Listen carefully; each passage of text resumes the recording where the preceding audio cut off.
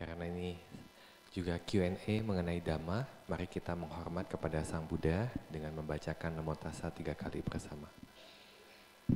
Namo Tassa Bhagavato Arahato Samma Sambuddhassa. Namo Tassa Bhagavato Arahato Samma Sambuddhassa. Namo Tassa Bhagavato Arahato Samma Sambuddhassa. Mandami Bante, saya mau tanya. Kemarin kan Bante bilang Cakrawati itu memerintah dengan sesuai Dhamma gitu ya Bante. Yang saya ingin tanyakan adalah Cakrawati itu ada pada saat Sang Buddha ada atau enggak? Biasanya itu nggak ada ya, pada saat Sang Buddha nggak ada. Nah kan iya, karena kan saya ingatnya dulu kan calon Buddha itu terlahir kan diramalkan jadi Cakrawati atau jadi Buddha gitu kan. Nah makanya saya kepikir berarti kalau Cakrawati nggak ada Buddha, tapi dia bisa memerintah dengan Dhamma, bagaimana caranya Bante? Yang ngajarin Dhammanya siapa?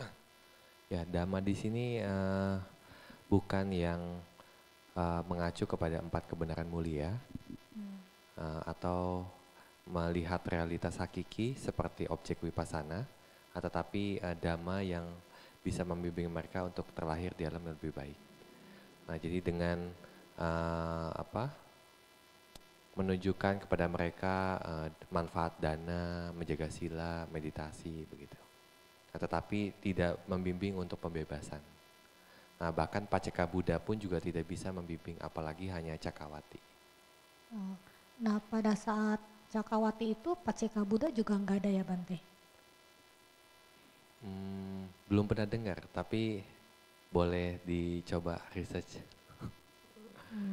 Oke. Ya, jadi intinya Dhammanya berbeda sama Dhamma yang kita pelajari saat ini. Dhamma. Baik, makasih Bante.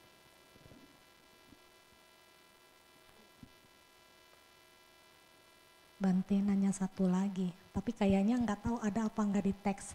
Kan kalau yang mulia Anggulimala itu kan melakukan banyak kejahatan karena dari gurunya kan.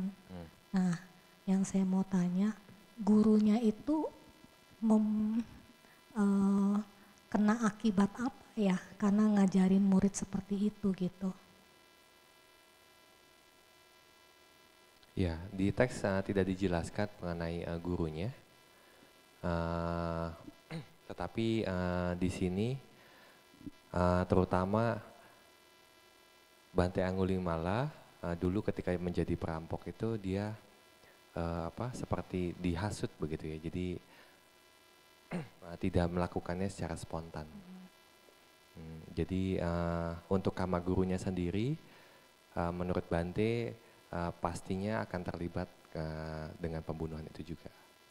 Nah, karena gurunya yang memerintahkan. Oke, baik, makasih Bante. Dan dia menunjukkannya pun juga karena dengan pikiran yang jahat. Iya. Ya, di gurunya karena tidak suka dengan kemampuan Bante Angulimala yang sangat cerdas, sehingga menghasut begitu. Makasih Bante.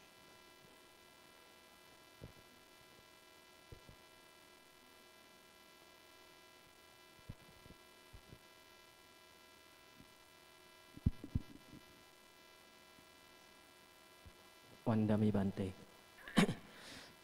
Bante, kalau misalkan seseorang terlahir di alam Brahma, itu kan potensi aku salakama dia kan menjadi ahosi.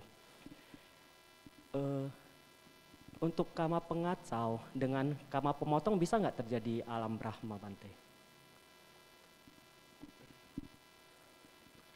Ya, kama pengacau atau kama pemotong itu kalau di alam dewa biasanya itu ketika mereka mulai contohnya ada satu kisah di mana ada manusia. Nah, manusia itu dia ketemu sama satu dewa naga. Kemudian si dewa ini membawa dia ke istana naga. Nah, jadi dalam waktu yang lama, nah dia hidup di istana naga itu dalam waktu yang cukup lama. Nah, jadi dikatakan itu ketika si kama bajiknya habis, nah dia menjadi bosan. Nah, jadi ketika dia bosan itu pertanda bahwa kama baiknya itu habis.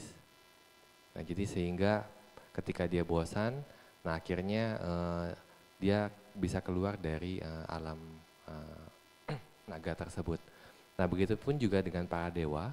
Nah, jadi ketika para dewa itu merasa tidak puas dengan kehidupannya, nah biasanya itu juga menjadi akhir dari kama bajiknya yang mensupport di alam dewa. Dalam hal ini tidak disebutkan apakah itu sebagai kama pengacau atau kama pemotong, tetapi kalau kita melihat, menganalisa di mana si dewa ini memiliki kebosanan. Nah, jadi kebosanan ini pun juga sebenarnya kan akusala kama. Nah, akusala kama yang muncul kemudian menjadi pengacau, nah sehingga kama pemotong ini atau kama yang mengakhiri kehidupan dia sebagai dewa itu juga bisa memberikan hasil. Ya, itu ada kemungkinan, tetapi tidak ada di teks ya. Nah, jadi bisa dicari juga untuk kasus seperti ini.